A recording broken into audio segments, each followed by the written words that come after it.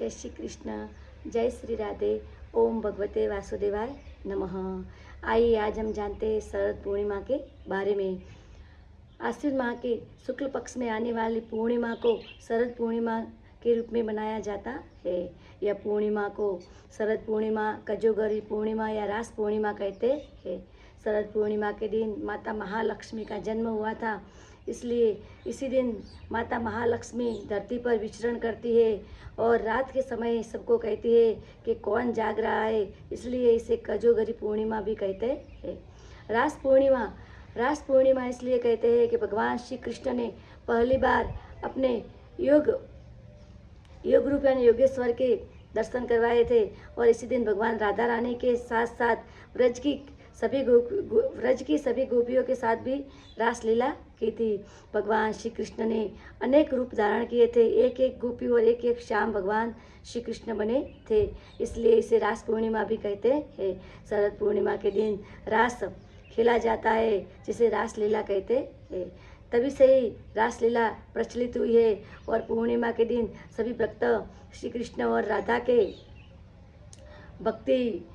कृष्ण और राधा रानी की भक्तिमय लीलाओं के रूप में रासलीला खेलते हैं। शरद पूर्णिमा के दिन चंद्रमा संपूर्ण 16 कलाओं से प्रकाशित होता है और पृथ्वी के बिल्कुल नज़दीक होता है, इसलिए पृथ्वी के बिल्कुल नज़दीक होता है। चंद्रमा के अंदर से अमृत निकलता है।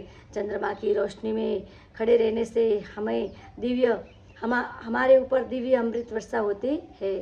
शरद पूर्णिमा के दिन खीर की प्रसाद का भी विधान है। कहते हैं कि शरद पूर्णिमा के दिन खीर बनाकर चंद्रमा के प्रकाश में रखी जाए और सुबह उस खीर को प्रसाद के रूप में ग्रहण किया जाए तो हमारे शरीर के सभी आदि व्याधि मिट जाते, सभी रोग मिट जाते हैं। शरद पूर्णिमा के दिन अगर सुई के अंदर धागा पिरोया जाए, चंद्रमा की चांदनी में खड़े रहकर सुई के अंदर धागा पिरोया जाए तो हमारी आंखों की रोशनी भी बढ़ती है।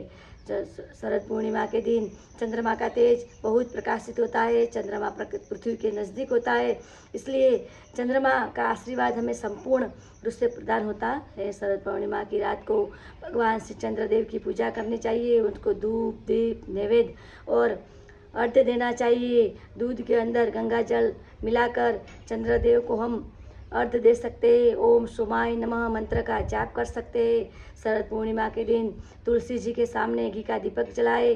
माता लक्ष्मी जी से प्रार्थना करें कि भगवती लक्ष्मी आपकी कृपा सदैव हम पर बनी रहे, आपका आशीर्वाद सदैव हम पर बना रहे। ओम ह्रीं क्लीं श्री कमले कमलामय नमः का जाप करें, भगवान विष्णु के नाम का जाप करें, क्योंकि शरद पूर्णिमा का दिन माता महालक्ष्मी के अवतरण का दिन है, इसलिए इसी दिन माता महालक्ष्मी की उपासना जरूर करनी चाहिए। भगवान विष्णु और माता महालक्ष्मी के आशीर्वाद अवश्य लेने चाहिए।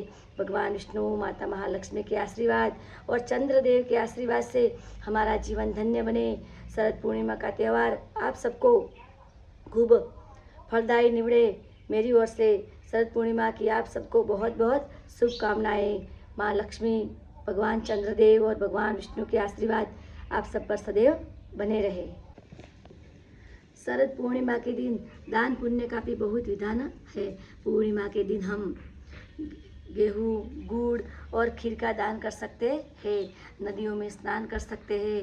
शरद पूर्णिमा का व्रत करने पर हमें अखंड सौभाग्य की प्राप्ति होती है, इसलिए शरद पूर्णिमा का व्रत अवश्य करना चाहिए और भगवान के आशीर्वाद लेने चाहिए।